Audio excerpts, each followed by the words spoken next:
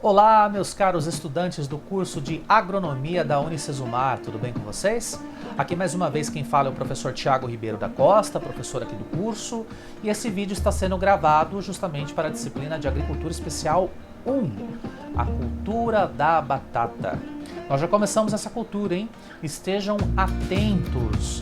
E é uma cultura muito importante, como vocês sabem, apesar de ser uma cultura que não é muito ouvida por aí, no sentido de ouvirmos muito mais sobre a soja, sobre o milho, sobre o trigo, sobre a cana-de-açúcar, mas a cultura da batata tem a sua importância do ponto de vista alimentar, do ponto de vista da agricultura familiar e do ponto de vista também de ser uma cultura milenar, assim como as demais culturas.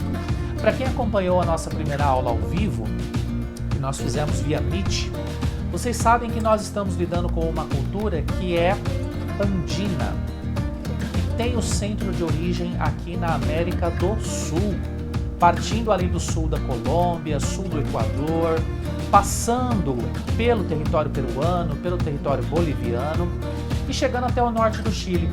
É uma cultura então de altiplanos, de altitude. E por conta disso ela tem algumas peculiaridades em termos de adaptação edafoclimática. Por exemplo, uma vez que nós estamos focados na questão do tubérculo e não tanto da planta em si, o solo precisa ter uma textura média, precisa ser um solo friável, precisa ser um solo que permita a entrada de água, que tenha uma boa aeração, ou seja, solos adensados para a cultura da batata não dá certo, tá? Nem a pau juvenal, tá ok? Essa é uma questão. Em termos de temperatura também, é uma cultura que tem temperaturas médias de cultivo um pouco mais baixas do que as que nós observamos, por exemplo, para a cultura do milho. A gente consegue cultivar a cultura da batata em médias por volta de 20 até 26, 27 graus, 28 graus. E com uma boa capacidade de água dentro do solo. Quando nós falamos capacidade de água, nós estamos nos referindo à capacidade de campo e ao percentual da capacidade de campo. Lembrando que a capacidade de campo do solo é quando ele tem 100% de água. 100% no sentido de todos os seus poros estarem ocupados por água. No caso da batata, seria interessante manter entre 50% e 70%. Mas esses fatores todos nós vamos definir com mais profundidade ao longo de nossas aulas, né? A aula de hoje tem o intuito, então, de dar continuidade aos ensinamentos que nós estamos praticando ao longo deste bimestre, as demonstrações que nós estamos praticando ao longo deste bimestre, e nós faremos algumas atividades práticas ao longo da nossa aula, atividades estas das aulas em si, atividades estas que eu vou instrucioná-los. Lembrando que essa gravação é formato ao vivo, não se trata de uma aula ao vivo. Então, se nós cometermos alguns pequenos deslizes, relevem. Às vezes uma palavrinha sai errado, nós estamos fazendo mais nesse formato mesmo para vocês ficarem à vontade, para vocês poderem também acompanhar o nosso conteúdo, tá certo? Com mais clareza e com toda a clareza possível. Vamos à frente então? Se vocês se lembrarem, nós paramos aqui neste slide, né? Aqui neste material, vocês estão vendo muito bem aqui a nossa... os aspectos botânicos da planta da batata, uma planta solanácea, Solanum tuberosum, que tem muitas similaridades com a cultura do tomateiro. Nós até salientamos isso nas nossas aulas. E de uma maneira muito rápida, uma vez que nós já vimos essa imagem, eu trago para vocês apenas como forma de lembrete o que é a planta de batata, tá? Quais são as suas características. Então vocês estão vendo aqui no canto superior da tela, se trata de uma planta herbácea, com uma forma ereta, ela é aberta e tende a ser decumbente. Tá? Apesar dela ser ereta, é uma planta que, a depender de sua altura, ela tende ao tombamento. Tá? Depende muito aí da cultivar, logicamente. As folhas tendem a ser simples, são profundamente recortadas em lóbulos, assemelhando-se ao quê? A folhas compostas. Os caules são geralmente verdes, mas eles podem ali ter uma tonalidade mais avermelhada, dependendo da cultivar, ou até mais escurecida. E ele pode ter alguns formatos diferenciados. Pode ser um caule quadrangular, pode ser um caule mais de caráter cilíndrico ou mesmo triangular. E por fim, a parte subterrânea do caule, aí eu vou sair da tela para vocês verem o que está escondido aqui atrás. Vamos lá. Exatamente. Para vocês verem o que está aqui atrás, ó, no circular da mãozinha. Nós temos os nossos tubérculos, que são o produto principal da nossa batata, do nosso batateiro, tá certo? Muito bem, meus caros. Então, vamos continuar aqui o nosso entendimento. Essa parte subterrânea que vocês estão vendo, ela pode ser formada em princípio pelo tubérculo mãe. O tubérculo mãe, ele geralmente fica aqui mais centralizado nesta parte. E é ele que dá origem à cultura, ou à planta, melhor dizendo, da batata. Os tubérculos que estão lateralizados são os tubérculos filhos, que são desenvolvidos a partir de rizomas, ou estólons, como queiram, né? Na verdade, são rizomas porque eles ficam mais em caráter subterrâneo. Eles são derivações do caule, são diferenciações do caule, e eles, nos seus extremos, eles têm este engrossamento, que é onde nós verificamos o acúmulo de amido, o acúmulo de carboidratos que farão parte dessas batatas em tamanhos diferenciados, né, em uma diversidade de tamanhos. Vamos adiante então. Aqui nós temos a planta de batata, como vocês podem ver. Elas têm raízes que são provenientes das sementes botânicas, que são radículas do embrião. Sim, a planta de batata produz sementes, que vêm aqui de cima, ó, das flores e da inflorescência. E são sementes viáveis, tá?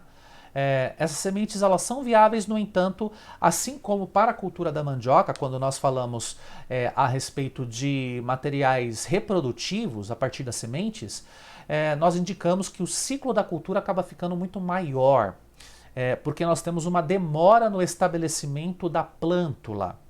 A partir do momento em que nós implementamos batatas a partir de suas sementes, a gente espera uma demora de pelo menos uns 30, 40 dias a mais, frente ao que seria uma batata advinda do seu tubérculo, a partir da batata semente. Perfeito?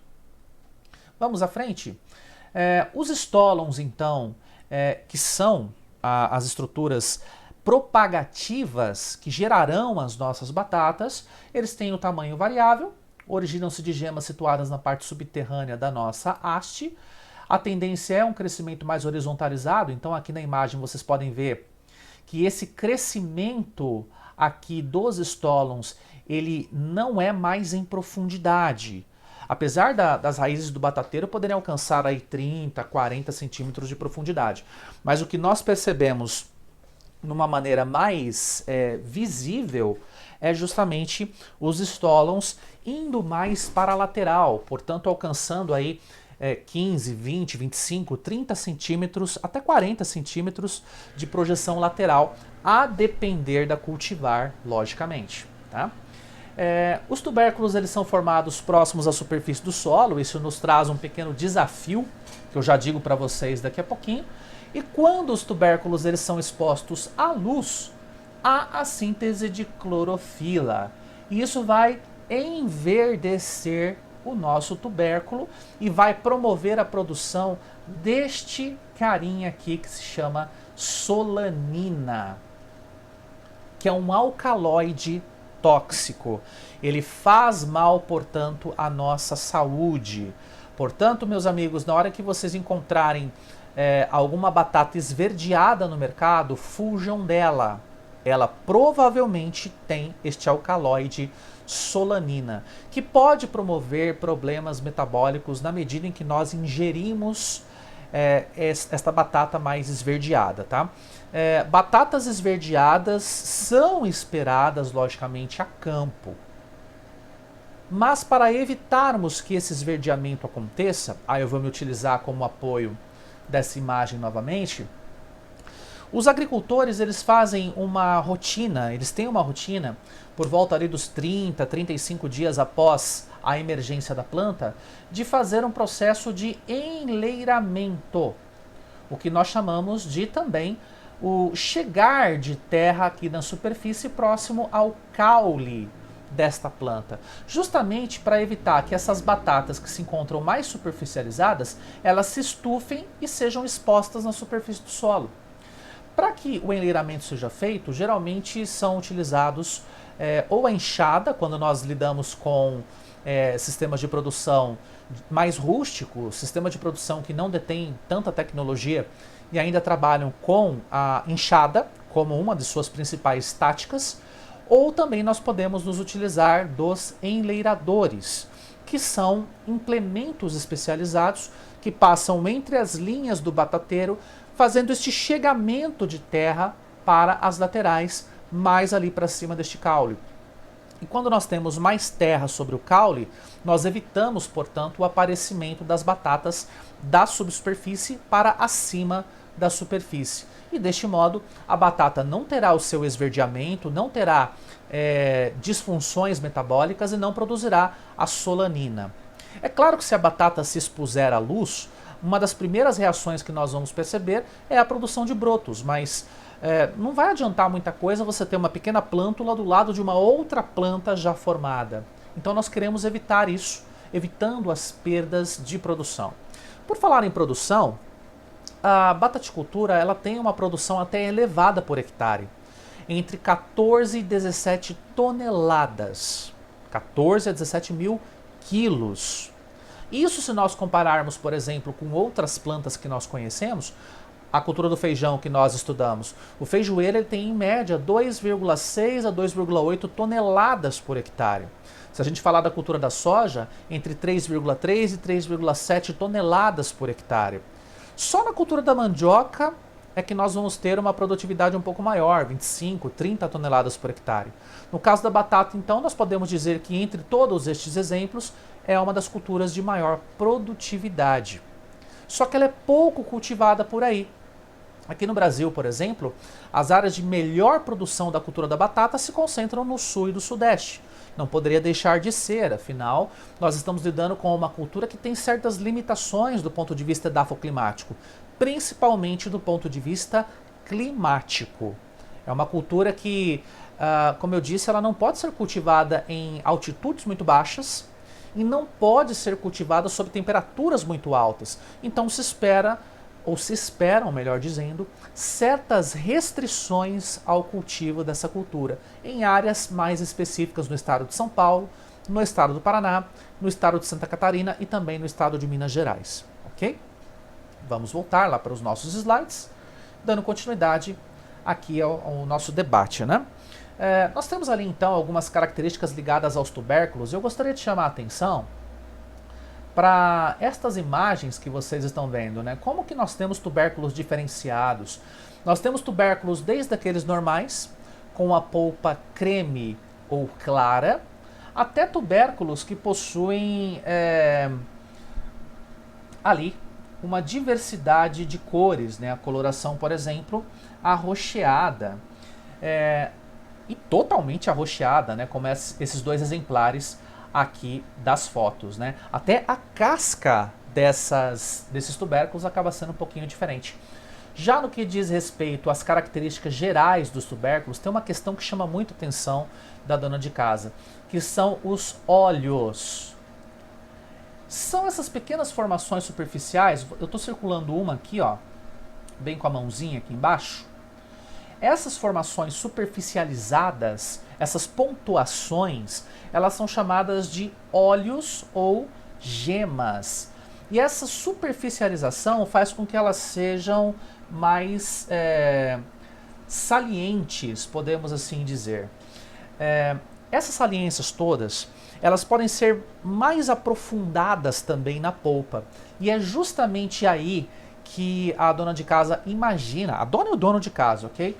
Imaginam que se trata de algum fungo ou de alguma bactéria. Na verdade, pessoal, não é nenhum fungo, não é nenhuma bactéria. Se você fizer o corte da batata sendo corte transversal, você vai enxergar que a gema até se aprofunda a polpa, mas você não vê nenhum sinal de podridão.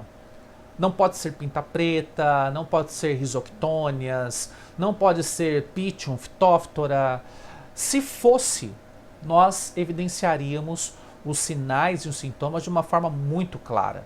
Nós veremos as podridões Nós veremos uma alteração de coloração muito mais pronunciada na polpa. Mas só esse aprofundamento dessas pontuações é apenas a gema. O que essa gema é, na verdade? São zonas meristemáticas. Elas vão produzir os brotos que futuramente gerarão as novas plantas, tá?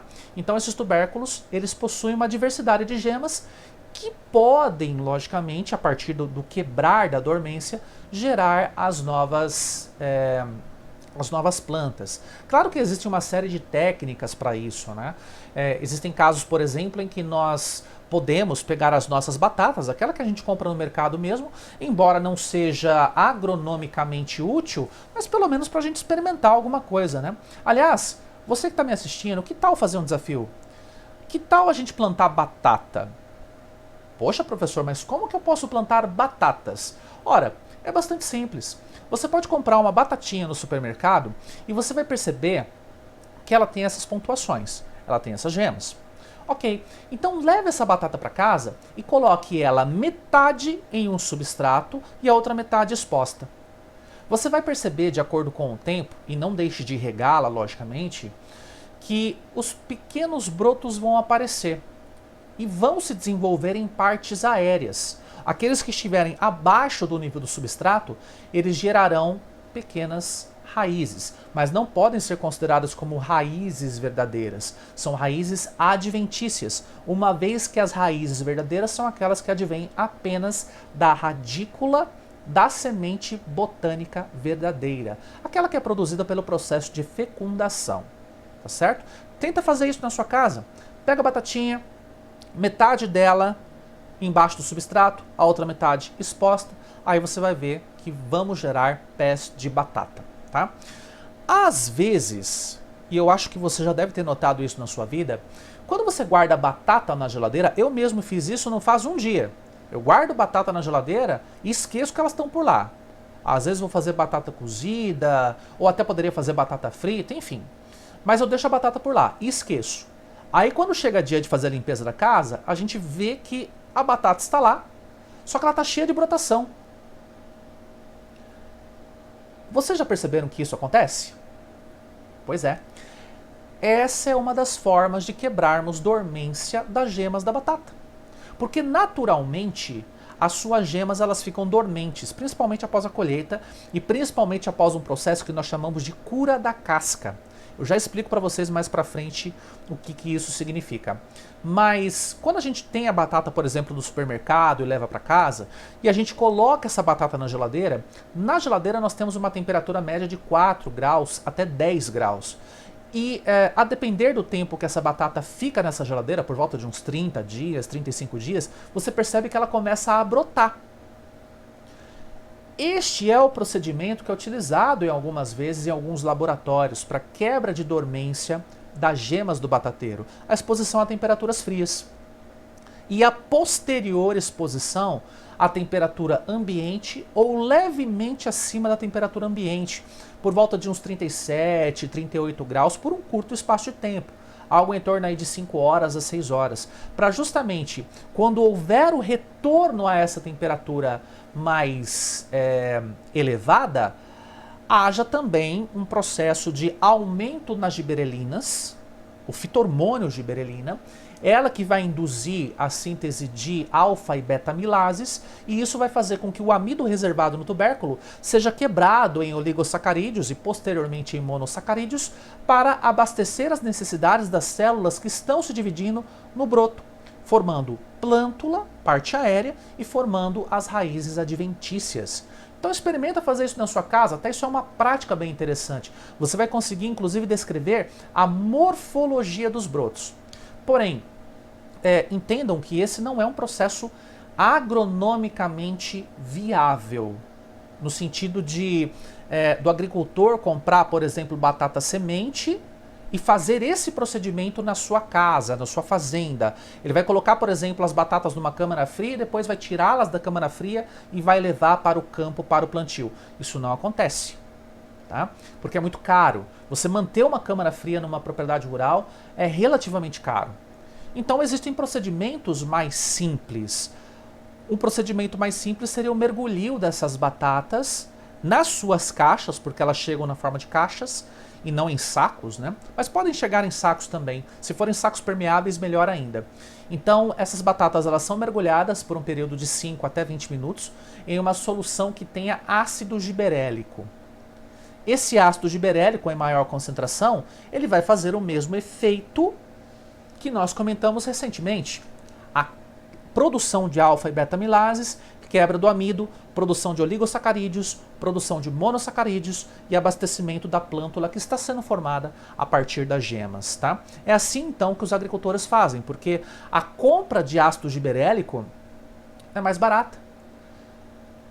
Você simplesmente vai preencher, por exemplo, uma caixa d'água de 500 litros, 1000 litros, etc., com água e ácido giberélico diluído. Só isso, daqui a pouquinho eu falo sobre as concentrações, mas é um procedimento muito mais simples. E após esse mergulho, logicamente, as batatas elas podem ser reservadas num ambiente seco, num ambiente à sombra, para que elas possam posteriormente ser implantadas a solo, e neste caso é um plantio de batata, não é uma semeadura de batata. A gente faz a semeadura de sementes verdadeiras, neste caso é um tubérculo, assim como na batata nós fazemos o plantio das ramas transformadas em manivas, então a gente não fala sobre semeadura, nós falamos sobre plantio, ok? Espero que isso tenha ficado claro. Vamos para mais algumas informações relevantes aqui no nosso slide, tá? Só, então, recapitulando, o tubérculo ele tem essas gemas que nós demonstramos para vocês de que maneira que nós podemos quebrar essa dormência. Nós temos também o fato da polpa ter colorações distintas. E essa questão da polpa e da dormência são características da cultivar. Tem cultivares que têm dormência muito mais pronunciada e que essa dormência ela fica por muito mais tempo, e tem outras cultivares que não têm a dormência tão pronunciada assim. Na maioria dos casos, o que nós percebemos é que a dormência pode variar de 1 mês até 6 meses. A partir do 6º mês, a gente percebe uma redução na própria qualidade dessa batata para ser transformada em batata semente. Porque daí nós temos uma percepção de que as suas reservas começam a se oxidar e as próprias gemas perdem vitalidade. Então não é bom a gente trabalhar com batata semente mais velha. Porém, uma outra questão que eu gostaria de chamar a atenção é justamente essa película externa, que é a camada externa desse tubérculo. Ela pode ser lisa e com brilho, que é uma característica que sinceramente muitos consumidores admiram, ou pode ser áspera e opaca, podendo ser a sua cor amarela, creme, avermelhada ou violácea. E também o formato do tubérculo ele é bem admirado pelos consumidores, né? As pessoas querem homogeneidade na cultura da batata. E geralmente, por se tratar de uma cultura que tem uma variabilidade genética bastante evidenciada, a gente pode encontrar isso no mercado. Por exemplo, batata ágata, batata bint, as diferentes cultivares de batata possuem essa homogeneidade. Agora, quando a gente fala sobre toda a variabilidade genética da cultura, a gente chega a observar esse tipo de imagem. Batatas com formações totalmente malucas, né? Garanto que vocês não devem ter visto isso por aí com facilidade ou com frequência. A maioria dessas batatas elas são conservadas lá no Ciet, na Colômbia. Nós já chegamos a falar sobre isso. Mas vejam que formatos interessantes, né? Que colorações interessantes. Temos os formatos mais estranhos possíveis. Formato de chipa, formato arredondado, formatos de inhame, um formato que eu não gostaria de comentar o que se parece, mas por aí vai, né? Então nós temos uma diversidade de formatos bem interessantes, inclusive, que denotam essa variabilidade genética dessa cultura. Variabilidade que, ao meu ver, está se perdendo porque os agricultores eles querem cultivar aquilo que é preferência do consumidor. E claro que isso vai promovendo uma erosão genética, levando-se em consideração que até mesmo os institutos de pesquisa eles focalizam a produção das seus cultivares em cima de cultivares padrão, por exemplo, Ágata, Bint, Asterix, que são as cultivares mais vistas por aí, né? Vamos aqui à frente. O que eu gostaria de demonstrar para vocês neste momento é a função do caule. Tá? A gente está vendo ali. caules adaptados para reserva de alimentos e reprodução. Na verdade, reserva de amido no geral, né? Isso é uma característica de boa parte das plantas, mas mais pronunciadamente nas plantas solanáceas, nas plantas euforbiáceas, algumas gramíneas a gente encontra essa característica, né? Então aqui é uma reprodução do caule. Este caule, como nós já evidenciamos nas imagens anteriores, ele penetra ao solo, gera as raízes adventícias, e aqui a gente percebe que no próprio caule a gente tem acúmulo de reservas próximos ali da medula, né? E, sinceramente, a gente poderia verificar os estólons se formando até na parte aérea. Eles só não se formam na parte aérea porque, em princípio, o produtor ele faz o aprofundamento do plantio da cultura da batata por volta ali de uns 10 centímetros, 12 centímetros, 13 centímetros. É bastante comum ele fazer esse plantio mais aprofundado. Se ele simplesmente colocasse o seu tubérculo sobre o solo, nós veríamos batatas surgindo a partir dali. Nós veríamos, como eu posso dizer, produção de estólons de fato, né? Porque os estólons eles ficam na parte superior do solo, acima da superfície, e os rizomas eles ficam abaixo, né? Então, podemos ter a produção tanto em cima quanto embaixo, mas a produção mais comum é embaixo, porque nós já dissemos que se nós tivermos batatas expostas, elas esverdeiam e produzem a solanina, tá? Em termos de flores, frutos e sementes, as flores podem assumir várias cores, né? Ela tem uma inflorescência chamada do tipo cimeira. O cálice é gamocépalo de lóbulos, verde, piloso e persistente. É uma flor resistente, né? A corola ela é pentâmera, gamopétala, varia entre branca, rosada, lilás e azul. Varia de acordo com a genética da planta. Os frutos, eles são considerados como bagas, biloculares, arredondados e geralmente de cor verde com diâmetro variável de 2 a 3 centímetros. Aqui está o fruto, ó. Isso não é a batata, é o fruto advindo dessas flores, ok? E as sementes, elas tendem a ser reniformes ou ovais achatadas. Está aqui no centro desse fruto, né, espalhada pelos lóbulos, né, em número variável entre as cultivares. São sementes viáveis, logicamente, mas que promovem uma certa demora no ciclo, caso quiséssemos trabalhar com sementes. Dá para fazer, o melhoramento genético, inclusive, ele trabalha com esses cruzamentos para a gente poder obter novas variedades a partir de parentais diferentes, mas para o cultivo numa propriedade rural, a gente não trabalha com essa situação de sementes, tá? Aqui só para traduzir algumas questões, professora, eu não me lembro exatamente o que é uma baga. Lembre-se, por exemplo, do cacho de uva, é muito parecido, por ser baga, né? Riniforme, eu não lembro, professor. Lembra da semente do feijão, formato de rim. Então esses nomezinhos, apesar de serem nomes estranhos ao nosso dia a dia, é muito mais para quem estuda ali a parte de botânica, são nomes que a gente começa, se nós lembrarmos das culturas, a gente acaba lembrando também do que eles significam. Perfeito? Vamos adiante mais um pouquinho? Aqui nós temos, pessoal, os estádios fenológicos. E quando a gente chega em fenologia das culturas, vocês já sabem que nós já estamos bem avançados, né? Assim foi com as demais culturas e agora com a cultura da batata.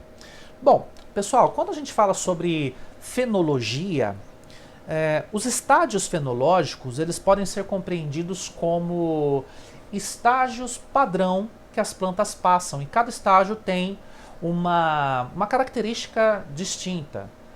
Tem muita pessoa que fala estágio, tem muita gente que fala estágio, mas são estádios fenológicos, tá?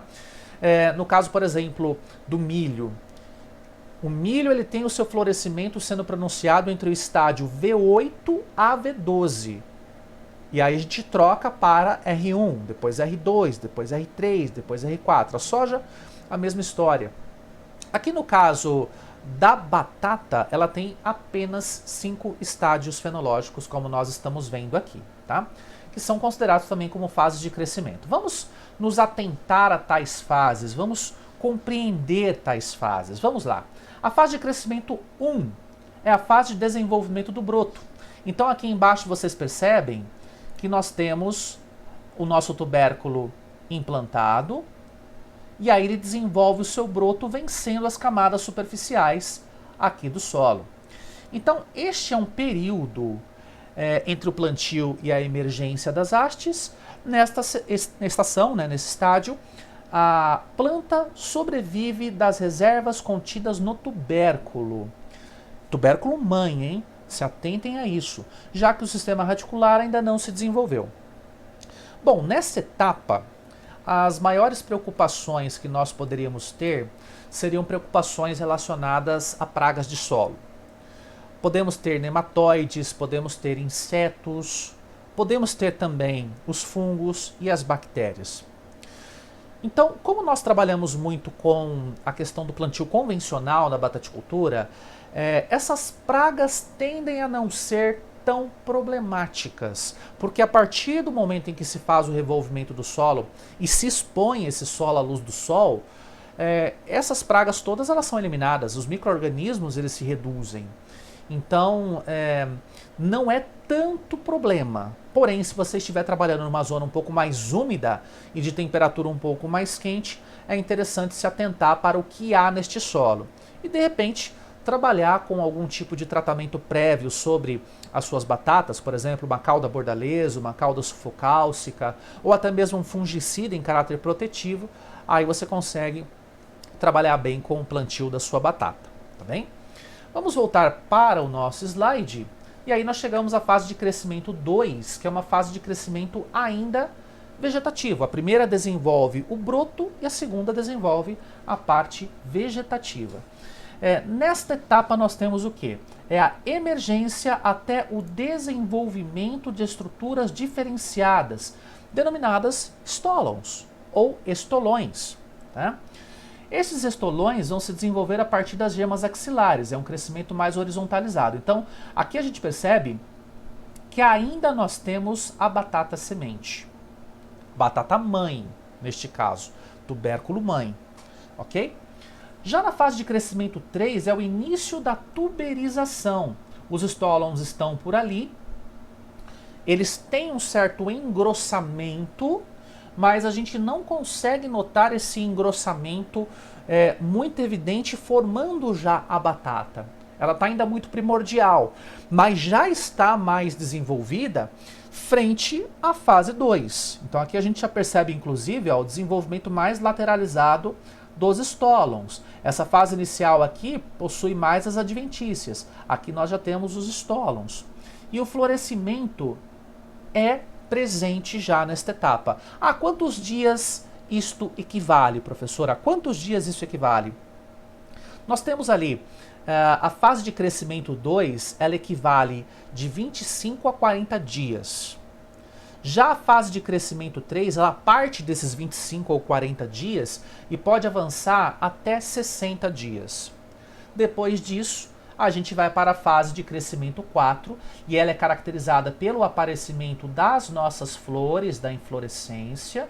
O caule está ereto, aberto, e aqui na parte de baixo da planta nós já temos a formação bem proeminente dos tubérculos. E vocês notam ainda a presença aqui da batata semente, ou do tubérculo semente, ou da batata mãe, como queiram. Só que é uma presença meramente fictícia, porque ela já não serve mais para nada.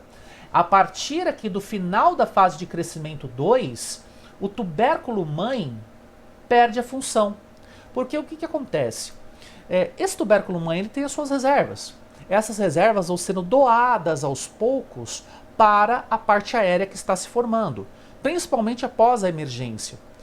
Nós temos o desgaste até a fixação das raízes adventícias próprias da nova plântula, e aí sim, por volta de uns 30, 35 dias, você não espera mais a ação desse tubérculo mãe. É como se ele murchasse, é como se ele secasse. Ele já não tem mais reserva nenhuma para doar para a planta.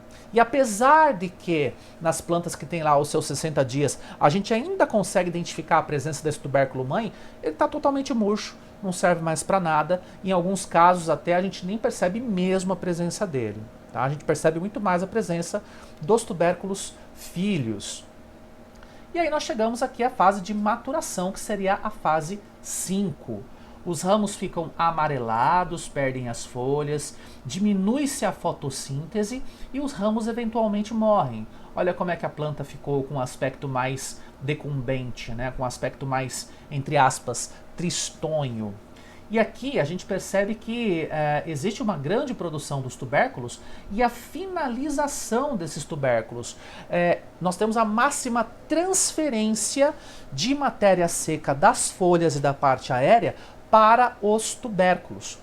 Antes disso, aqui na fase 4, essa transferência de matéria seca é uma transferência produzida pela própria planta, por meio do processo fotossintético. Então ela está ali com a fotossíntese ativa, está absorvendo luz. Lembrando que a batata é uma planta C3, então ela produz glicose, frutose como frutos do processo fotossintético. Há uma relevância muito grande do potássio como um dos carreadores destes fotoassimilados para os tubérculos. Só que quando a gente chega aqui, ó, lá na fase 5, estão vendo? Lá na ponta, as folhas já não conseguem mais fazer fotossíntese. A planta está murchando, está senescendo. O que acontece é que as últimas reservas da parte aérea se transferem para o tubérculo. E a partir daí, 110, 115, 120 dias, nós finalizamos o ciclo da batata. Então, é de 3 a 4 meses que nós obtemos as nossas batatinhas, né? As batatas da planta que serão colhidas posteriormente e passarão pelo processo de cura. Vale lembrar que nessa fase de crescimento aqui, ó, na 2, vamos colocar em tela cheia para todo mundo ver. Na fase de crescimento 2, no final dela, para a 3, é que a gente faz o enleiramento. Porque esses tubérculos aqui, que apesar de não estarem ainda desenvolvidos, os estólons estão ganhando reservas. Então pode ser que eu tenha um certo estufamento dessas batatas para a superfície do solo. E aí eu sou obrigado a fazer o enleiramento. Não mais na fase de florescimento, porque na fase de florescimento eu já tenho os tubérculos até bem desenvolvidos, e aqui no final eu não preciso fazer enleiramento nenhum, porque todos os tubérculos já estão desenvolvidos e o enleiramento já foi feito na transição aqui da fase 2 para a fase 3. Tá? Então, nessa fase, na 5, aqui, nós temos ainda como um detalhe o fato dos tubérculos terem a sua maturidade máxima, terem a formação de uma película com as características ali da nossa cultivar. Se ela for áspera ou se ela for brilhosa, é ali que nós veremos essa característica se formando. E uma outra questão também é que a partir deste ponto da maturação, 100, 110, 115 dias, algumas cultivares mais precoces, 90, 95 dias, a gente começa a perceber o aprisionamento dessa casca da batata em sua polpa. O que acontece? Geralmente o tubérculo ele cresce de maneira radial, né? Ele cresce do centro para as bordas. Ele aumenta neste sentido aqui. Tá? Só que a película ela é formada, claro, ela é formada numa determinada fase, ali na fase 4, e ela vai se preenchendo, ela vai se consolidando. Só que ela não fica presa na película. Se nós pegássemos um pé de batata na fase 4, retirássemos um tubérculo e fizéssemos este movimento aqui, ó, a casca giraria livre sobre a polpa, indicando que nós temos umidade demais nessa batata e não é uma fase muito interessante para fazermos a colheita. Do contrário, quando a gente chega lá a 110, 115 dias, você faz esse mesmo movimento, você sente uma certa resistência. Significa dizer que a casca já está presa ali na sua polpa. Então já é uma fase interessante para procedermos à colheita da batata, tá certo? Em termos de aspectos nutricionais, antes de avançarmos para manejo de campo, só por curiosidade, né? Nós temos a batata como uma planta com proteína de alta qualidade. Apesar de que se trata de uma cultura que nós aproveitamos a sua parte energética, portanto os tubérculos, né? Mas o teor de proteína da batata é 2 vezes maior do que a mandioca. E 100 gramas de batata cozida nos trazem 13% da quantidade diária para crianças, em termos de proteínas, e 7% para os adultos. Fora que também nós temos um teor de vitaminas, vitamina C, complexo B, niacina, tiamina, vitamina B6 e sais minerais. E olha que interessante, né? Tudo isso que vocês estão vendo aqui em cima, ó, vitamina C, complexo B, etc., são os elementos vitamínicos que se encontram em qualquer energético. E principalmente aqui a nossa niacina e a tiamina, que fazem parte do complexo B, são vitaminas importantíssimas para o desenvolvimento do tecido neural dos seres humanos. Então, meus caros, se você quer nutrir bem a sua criança, nutra-a com batata, nutra-a com mandioca, que também nós vimos a presença dessas vitaminas todas por ali, né? Com feijão também.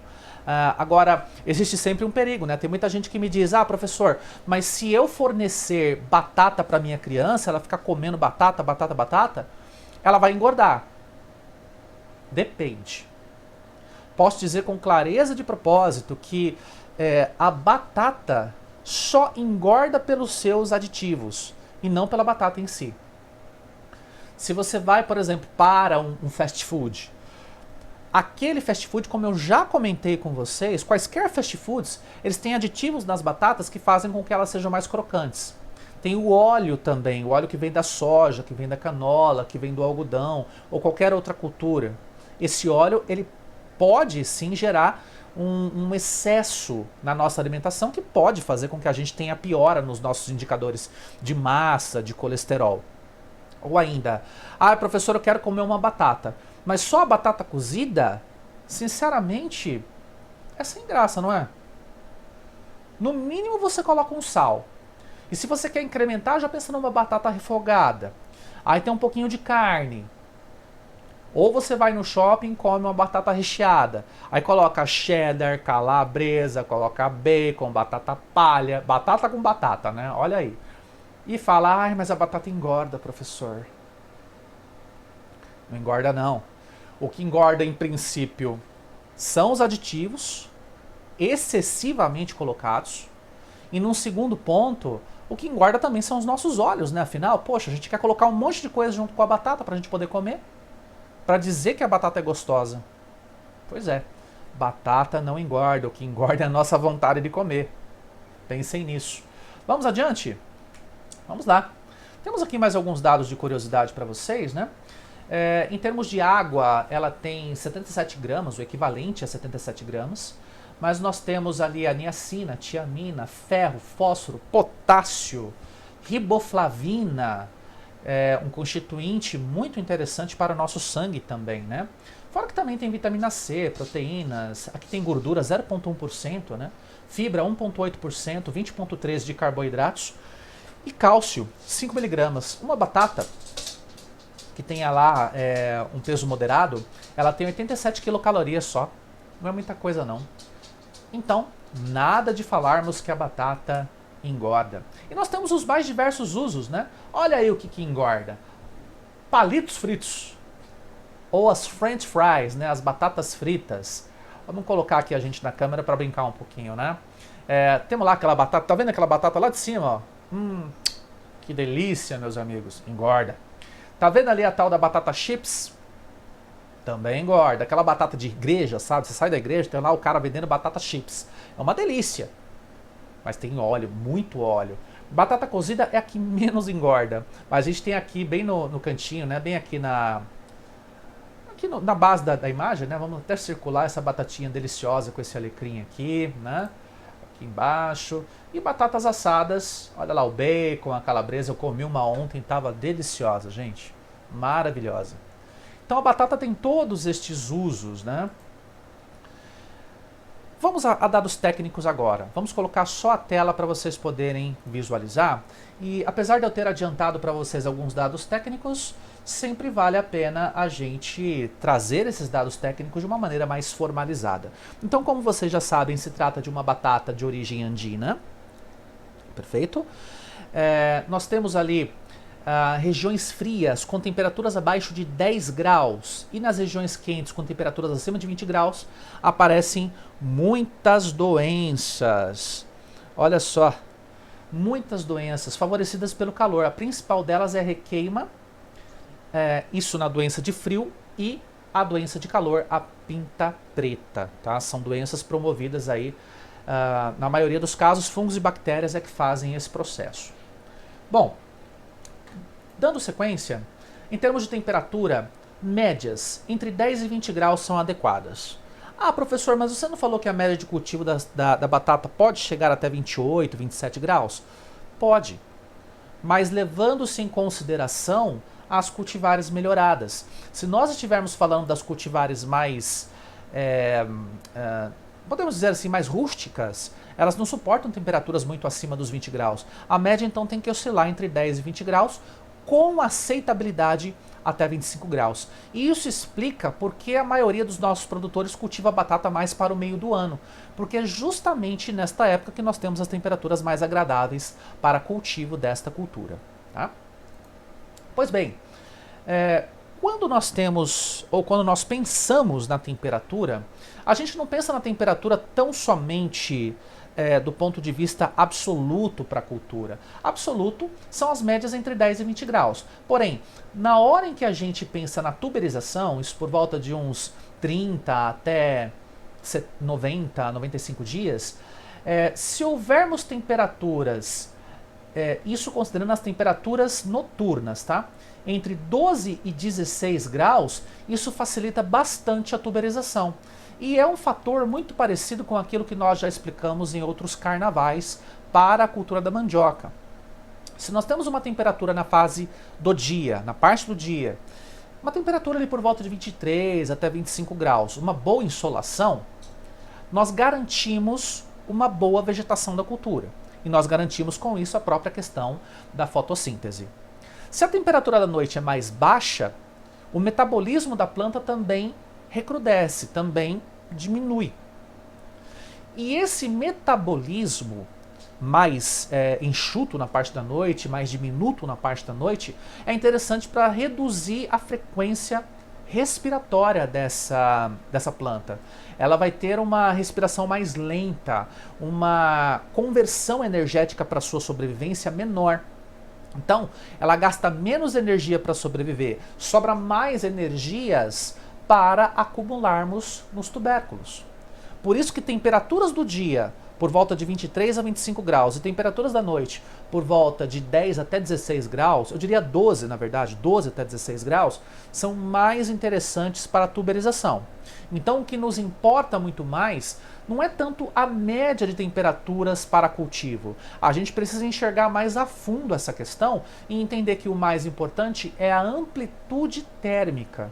Não é tanto a questão das temperaturas médias de cultivo, mas a amplitude térmica entre dia e noite para favorecer a tuberização, isso especificamente entre a fase 2 para 3 até o final da fase 4 e o início da fase 5. Tá? Voltando, temperaturas noturnas elevadas prejudicam e até impedem a tuberização. E volto a dizer, isso é um dos fatores que fazem com que o cultivo da batata não seja feito no verão. Ele é feito mais no que seria a nossa segunda safra aqui no Brasil, ou até mesmo terceira safra, nas regiões em que nós não temos limitações com relação a geadas ou chuvas de granizo. São regiões, portanto, mais altas e que têm temperaturas mais amenas para este cultivo, perfeito? Em termos ainda de temperatura para a emergência, se a gente tiver uma baixa temperatura na hora da emergência, quando isso, professor? Entre março e maio, que nós podemos pensar em executar o plantio. Há quem plante um pouquinho mais cedo, há quem plante um pouquinho mais tarde, mas geralmente é essa janela de plantio, tá? Existem outras, eu vou comentar com vocês mais à frente. Mas se eu tiver muito baixa temperatura nesse período, a emergência demora. E quanto mais tempo nós demoramos para essa emergência, a planta fica mais suscetível à canela preta e risoctoniose.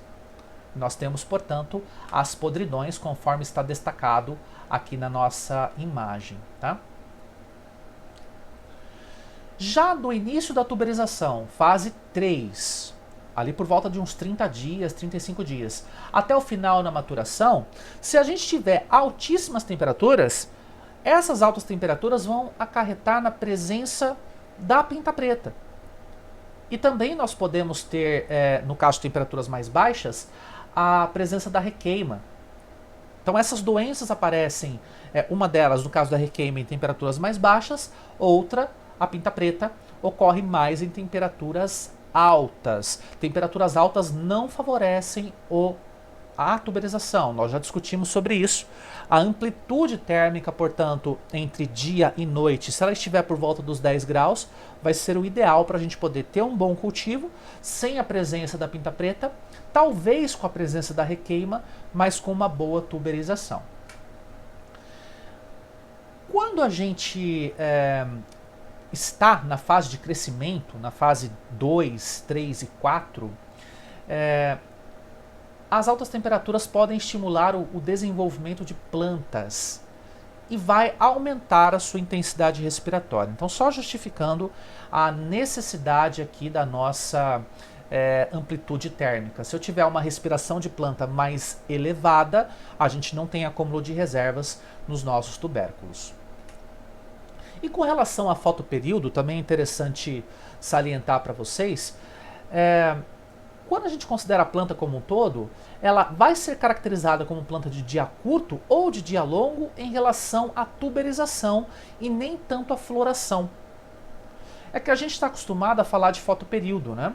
E quando a gente fala em fotoperíodo, nós estamos relacionando o fotoperíodo da cultura para o seu florescimento. Há uma planta que precisa de 12 horas de luz ou mais para o florescimento. É dia longo. Há uma planta que não precisa de tanto, que precisa de 10 horas de luz só, de 11 horas de luz. É planta de dia curto. Vejam que, no caso da batata, a gente não olha tanto para o florescimento, nós olhamos mais para a questão da tuberização. E na maioria dos casos, quando o melhoramento genético é mais pronunciado, as plantas de batata tendem a ter essa tuberização em fotoperíodo neutro, mas tendendo para o fotoperíodo curto. Então, ela não consegue tuberizar adequadamente quando o fotoperíodo é longo, mas não tanto pela noção de fotoperíodo, não tanto por um fator fisiológico, por uma percepção fisiológica por parte da planta. Eu diria que é muito mais por uma questão de temperatura. Uma vez que se nós temos um fotoperíodo maior, a tendência é que a temperatura seja maior. Se nós pensarmos no caso brasileiro, nós temos um fotoperíodo, o máximo de fotoperíodo que nós temos, isso considerando mais o centro-sul, região de produção de batata, né? Chega por volta de 13 a 14 horas, tá? Às vezes excede um pouquinho 14 horas, dependendo se nós estivermos mais próximos do solstício de verão. Mas quando a gente se aproxima da fase de plantio ali da batata, nós estamos nos aproximando do equinócio de outono, a gente tem 12 horas de luz, 12 horas de sombra. E dali para frente a gente tem uma diminuição do número de horas de luz. Então, essa fase, né, que é por volta de março, final do verão, comecinho do outono, é uma fase que ainda é quente e está com o fotoperíodo por volta de 12 horas. Então, quando você pensa em plantar a batata, imaginando, olha, o fotoperíodo dela tem que ser de 11 horas, por exemplo, é porque já estamos provavelmente ali entre os meses de abril e maio e a temperatura média já decaiu. Nós já estamos praticamente no meio do outono. Então é muito mais por conta da temperatura e muito menos por uma percepção de fotoperíodo. Até porque várias das cultivares, não só de batata, mas de uma diversidade de outras plantas produzidas aqui no Brasil, pelo melhoramento genético, elas têm menor sensibilidade ao fotoperíodo. Isso viabiliza, então, o cultivo dessas plantas aqui no nosso país. Tá? Voltando, então. Para que a gente possa escolher uma boa cultivar, seguem algumas dicas para vocês. Vocês que orientarão os nossos agricultores, tá? Então, uma característica ideal, ter boa produtividade. Isso é indiscutível. Precocidade, menos de 100 dias de ciclo natural. Ah, mas por quê? Ora, se nós estivermos trabalhando com ciclos mais precoces, e nós entendemos que o plantio da cultura da batata ele é feito em épocas mais frias, se você tem um ciclo mais precoce, depois do plantio da batata, você pode aproveitar para alguma outra coisa. Ou você pode escapar das geadas, pode escapar das temperaturas mais frias do ano. Então acaba sendo interessante trabalhar com menos de 100 dias, muito embora trabalhar com 110 dias, 115 dias também não seja tão ruim assim, né? Produção de alta porcentagem de tubérculos comerciais, aí tem a ver mais com a questão do formato, porque no caso da batata, por mais que nós tenhamos batatas que sejam industriais e elas são extrusadas, por exemplo, para fazer a própria batata frita ou a batata smile, boa parte das batatas vão para a gôndola dos supermercados e são compradas in natura. Então o formato importa. O formato, a massa, a cor e a textura da película. Então nós queremos homogeneidade na produção e isso só é conseguido por meio de genética e do melhoramento genético, né? Resistência a principais doenças e pragas, nós já vimos algumas, né? Isoctônia, pinta preta, requeima, canela preta e outras tantas, né? E baixa tendência a distúrbios fisiológicos dos tubérculos. Nós temos o embonecamento, a rachadura, o coração oco, coração preto, mancha chocolate e também até o distúrbio fisiológico de produção de solanina com o esverdeamento do tubérculo. Além disso, olha tantas outras características, né, meus amigos? Baixas exigências em fertilizantes, um período de dormência curto, facilidade também na quebra de dormência por técnicas e não o simples fato de ela ser exposta à luz, né? Alta estabilidade de produção, resistência ao transporte e ao armazenamento, uma película amarelada, lisa e brilhante, que é a preferência do mercado, e a polpa creme ou amadeirada. Os tubérculos uniformes e regulares, podendo ser alongados. Por exemplo, a nossa batata Binti, ela tem esse tubérculo mais alongado, amarelado, e os óleos superficializados, as gemas superficializadas. Eu estou aqui pensando em características que o consumidor quer, tá? Associado, logicamente, a alguns princípios agronômicos para a escolha da nossa cultivar. Aqui nós temos um processo de melhoramento genético. Olha aqui a baga, ó, que eu falava. Parece um cachinho de uva, não parece? Claro que não parece como um todo um cacho de uva, porque a baga do cacho de uva é mais compacta, mas se vocês olharem ali para cima, ela é bem penduradinha, lembra bem um cacho de uva. Então aqui nós temos na imagem, na primeira imagem aqui de cima, nós temos ali as flores. No segundo caso da imagem mais lateralizada, ali na ponta, nós temos a retirada dos grãos de pólen. E aqui nós temos a produção dos nossos frutos e deles as sementes. Tá? Então a gente tem que trabalhar com esse processo de melhoramento genético para podermos produzir cultivares de batata diferenciadas. E aqui nós temos algumas variedades, deixa eu só ampliar a tela para vocês, que são cultivadas e comercializadas, na maioria dos casos, lá na CEAGESP, que é o CEASA de São Paulo, do município de São Paulo, e também comercializados em vários outros locais do Brasil. Tá? Claro que são esquemas, mas pelo menos para a gente entender um pouquinho da variabilidade que existem nessas batatas, né? Aqui nós temos a morfologia do batateiro, ou da batata em si, do nosso tubérculo. O olho é essa manchinha, ou essas manchinhas mais superficializadas aqui, na base. Aqui seria o pedúnculo, que estava plugado ao estólon, ou estolão, né? Nós temos aqui algumas lenticelas que também são manchas, e, na verdade, o consumidor ele não consegue fazer a diferenciação entre o que seja uma lenticela e o que seja um olho, né, ou uma gema. E aqui nós temos algumas das nossas variedades. A variedade Ágata, Binti, Marquise, Asterix, desculpem, Caesar, Mona Lisa, Baraka, Cupido e Mondial. E cada uma delas tem uma característica marcante. Por exemplo, a Ágata, ela tem muita água e sabor fraco.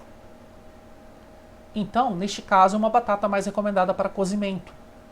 A Asterix, ela tem essa coloração avermelhada, que é bem evidente, quando a gente vai no mercado e encontra ela facilmente. E ela é indicada para massas ou frituras. E quando a gente faz o cozimento dela, a polpa esfarela e fica muito clara. Então, o que nós queremos dizer com isso, né? Que essa variedade de batatas que nós estamos vendo na lista aqui de cima, a lista aqui que está aqui ao nosso lado, né?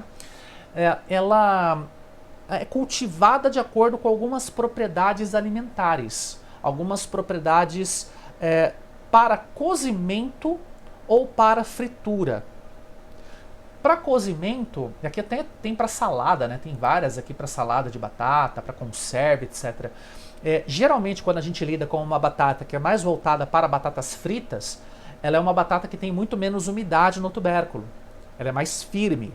Então, se você manda esse tipo de batata, por exemplo, a Asterix ou a Caesar, para o cozimento, nós temos aqui a Caesar, ó, massa ou fritura.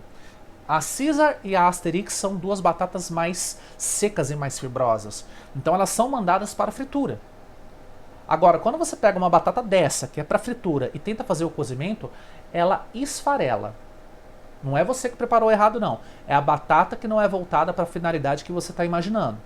Assim como, se eu pegar, por exemplo, uma Ágata ou uma Cupido, ou até a Mondial, Mona Lisa e outras tantas, se a gente colocar ela para fritar, ela vai ficar uma batata tão empapada que você não vai ter gosto sequer para fritar, tá? Existem algumas metodologias mais recentes que nos ajudam a fazer até a fritura dessas batatas mais úmidas. Você pode secar essas batatas, pode fritá-las naquelas air fryer da vida, que você consegue ter uma redução de umidade antes de proceder a essa fritura ou até mesmo ao cozimento.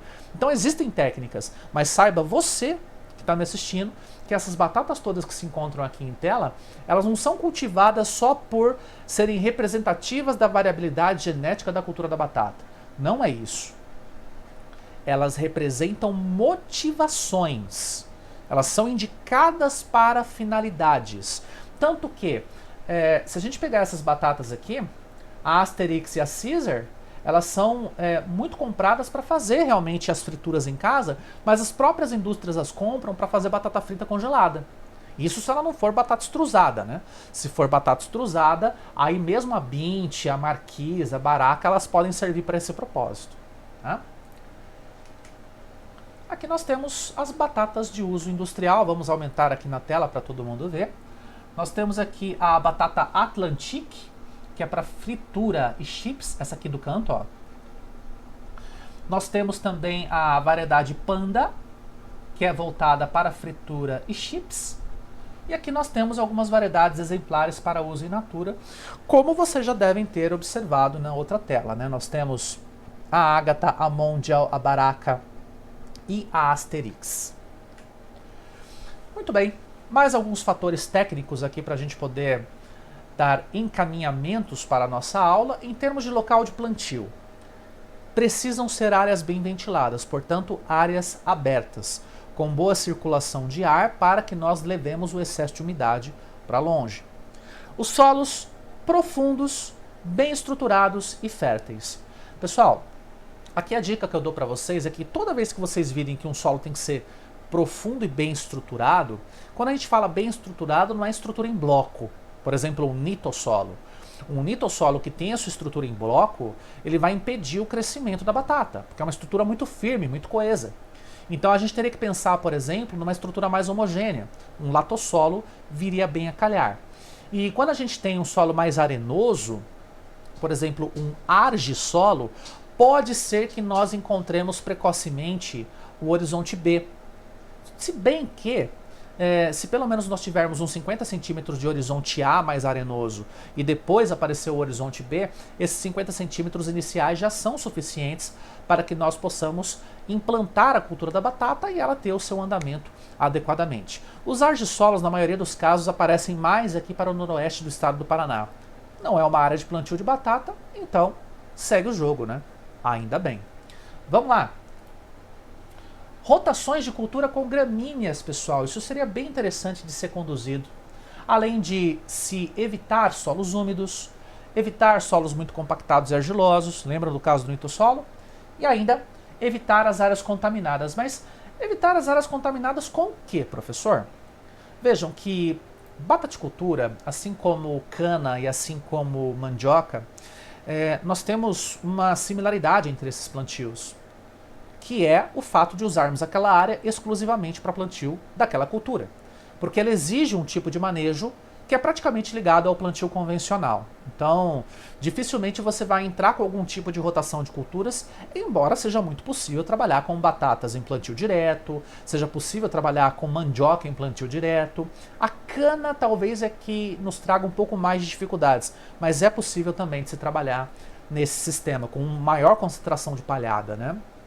Então, o que a gente tem que fazer? Se nós temos uma propriedade rural com vários talhões, é importante que nós façamos a quebra deste regime de plantio de batata sequenciada ano após ano. Plantio de batata neste ano, plantio de batata no ano que vem, plantio de batata no terceiro ano. Nós devemos evitar isso. Devemos sempre rotacionar, porque é o mesmo princípio de pragas e doenças para outras culturas. Se você conduz demasiadamente uma cultura na mesma área ano após ano, o que nós temos basicamente é uma padronização da presença daquela praga, uma padronização da presença daquela doença. Em termos mais comuns, nós poderíamos dizer que existe um certo acostumar da presença daquela praga ou daquela doença. Então, para a gente quebrar a presença de qualquer tipo de inóculo, é interessante, ou mesmo da praga, né? É interessante que nós façamos essa rotação. A rotação vai garantir que a área não esteja contaminada. E evitar a contaminação do que, especificamente? Evitar a contaminação de pinta preta, de requeima e de outras doenças que nós já mencionamos. Tá? Apesar de alguns dos fungos serem biotróficos, algumas bactérias serem biotróficas, outras necrotróficas, elas ficam presentes. E é interessante a gente fazer essa quebra. E uma outra questão também é que a rotação de culturas deve priorizar o uso de culturas gramíneas, como vocês viram, porque as gramíneas não hospedam as doenças das solanáceas. Se eu invisto, por exemplo, em uma solanácea, batata, e depois eu conduzo outra solanácea, tomate ou qualquer outra solanácea, eu vou ter problema.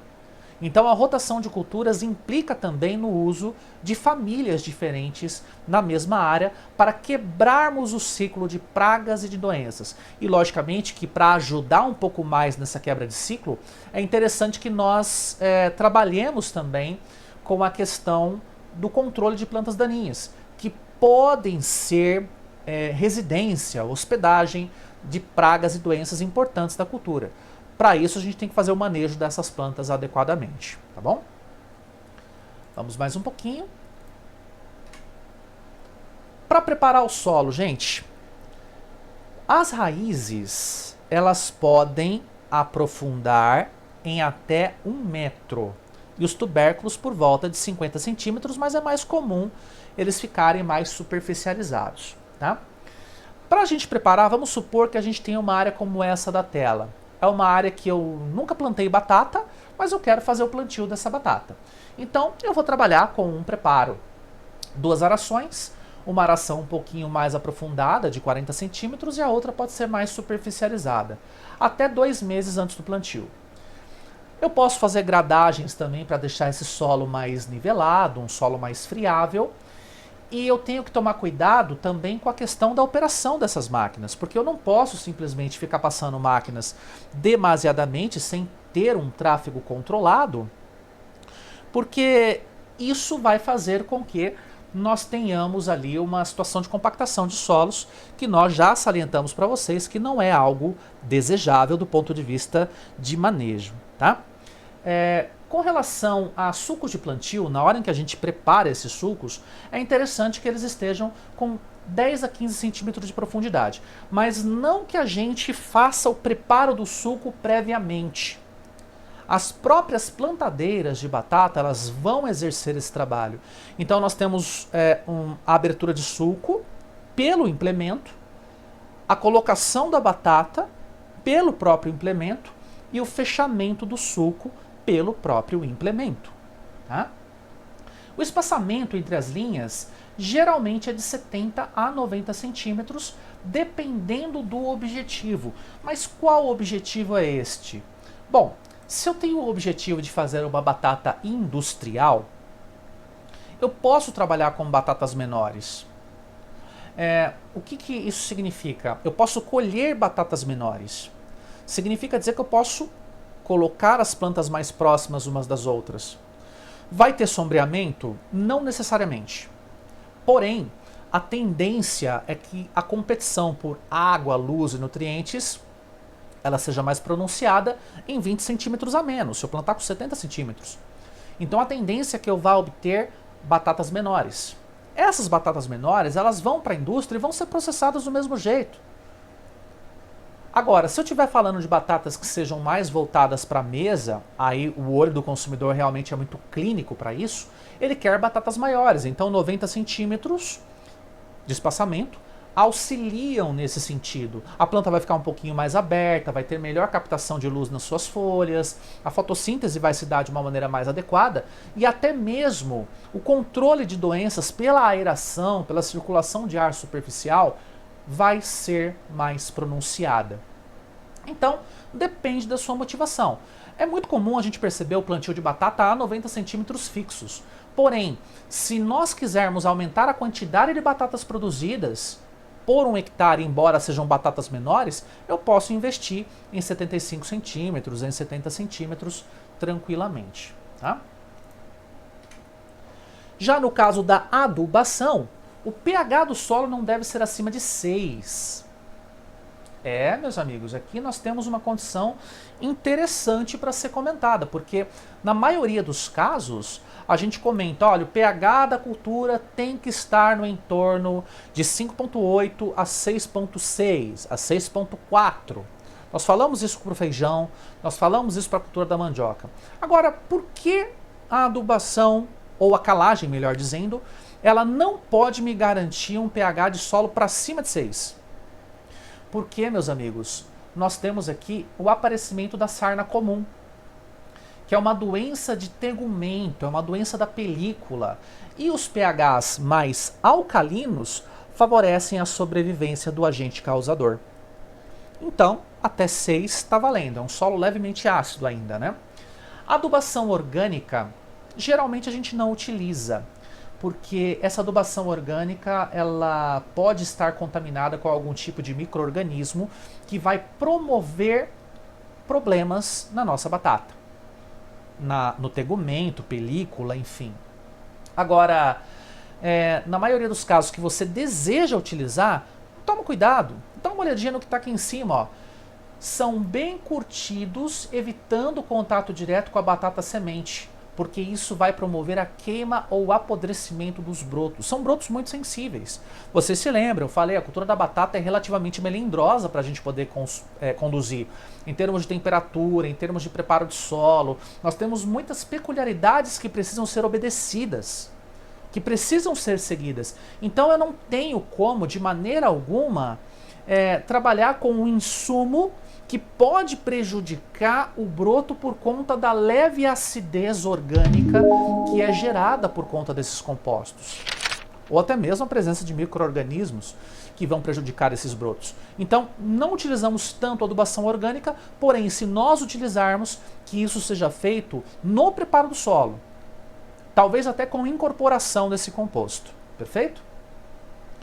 Vamos adiante. Solos arenosos, a aplicação tende a ser lateralmente ao sulco, e nos argilosos, a aplicação é no sulco junto com a adubação química. Então a gente sempre evita o contato da adubação orgânica com a batata.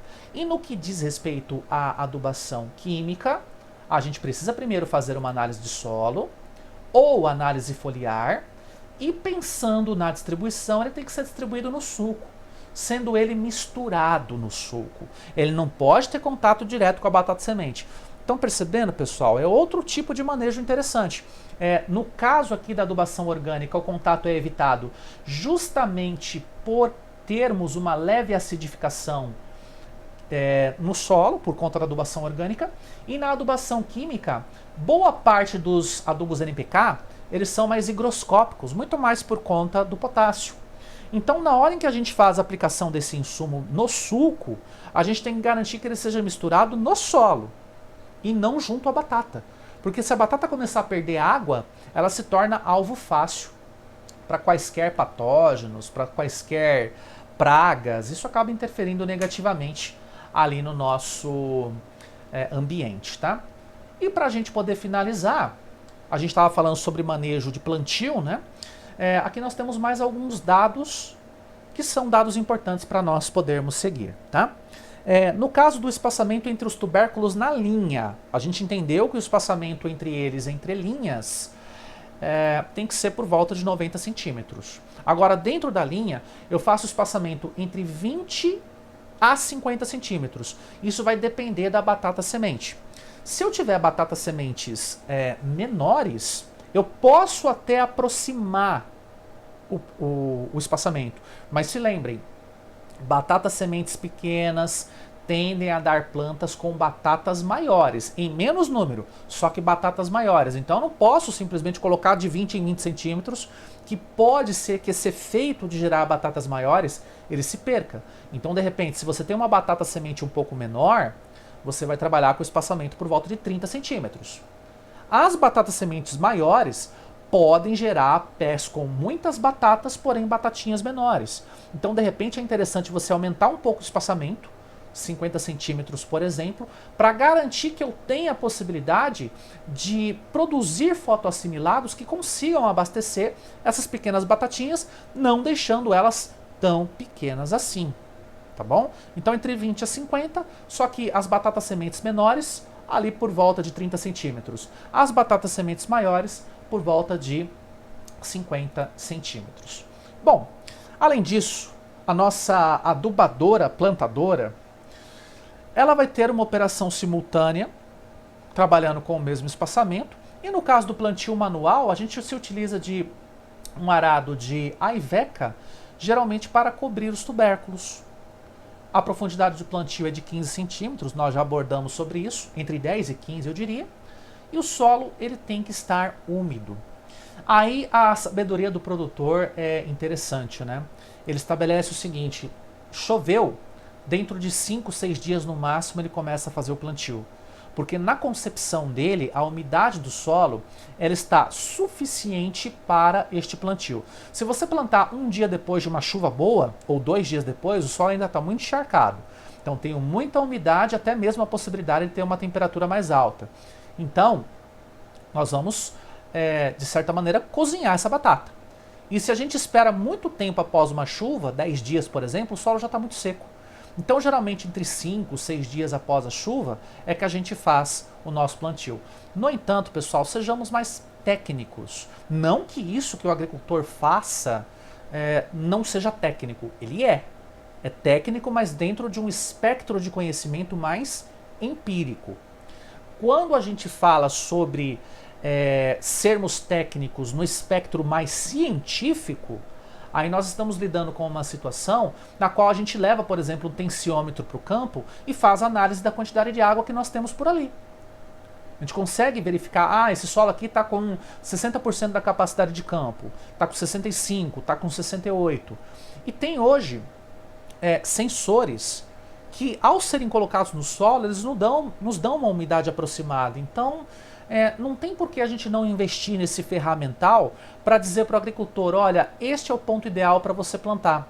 Ou até mesmo, hoje a gente tem trabalhado com a questão de agricultura de precisão, com tecnologias da informação, internet das coisas, etc. É interessante que você coloque um sensor no solo e esse sensor vai trocando informações aqui com o seu equipamento, com o seu smartphone. Aí você acompanha na tela direto: opa, a umidade do solo chegou a 70%. Vamos plantar. Temperatura do solo no momento: temperatura amena, 28 graus. Vamos plantar.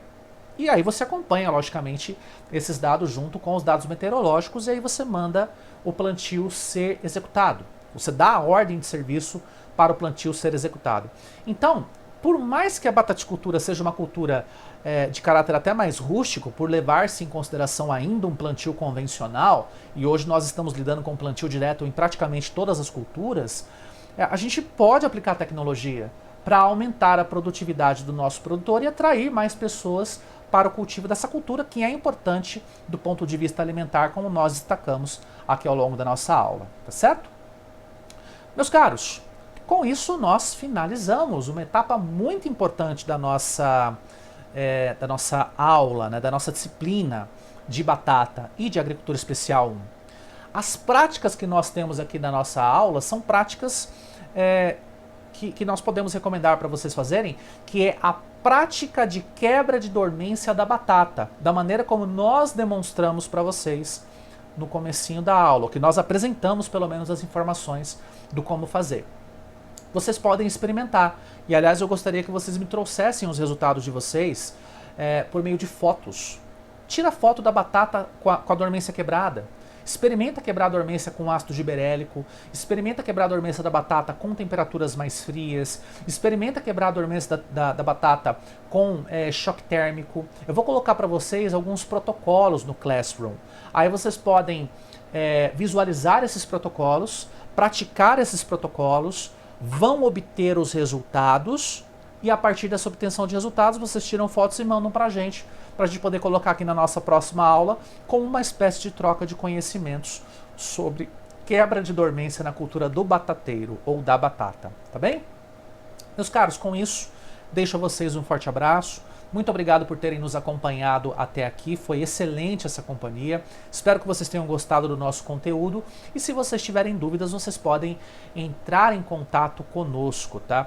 Se você está assistindo este vídeo pela Unicesumar, porque é um vídeo voltado para os nossos alunos da Unicesumar, vocês podem mandar as dúvidas pelo Classroom ou pelos nossos contatos via WhatsApp. Se você está assistindo o nosso vídeo, faz parte do nosso canal e gostaria de ter mais informações, de conversar conosco, você pode mandar um comentário aqui embaixo, porque é um vídeo do YouTube, e aí eu vou responder nesse contato e posso até ceder o nosso contato de e-mail, né? Que o meu e-mail pessoal todo mundo conhece, é o thiago.rcosta@outlook.com. Eu vou deixar ele aqui na base da tela, ó, thiago.rcosta@outlook.com, tá bem? Forte abraço a todos, muito obrigado, se cuidem e até a próxima. Tchau, tchau!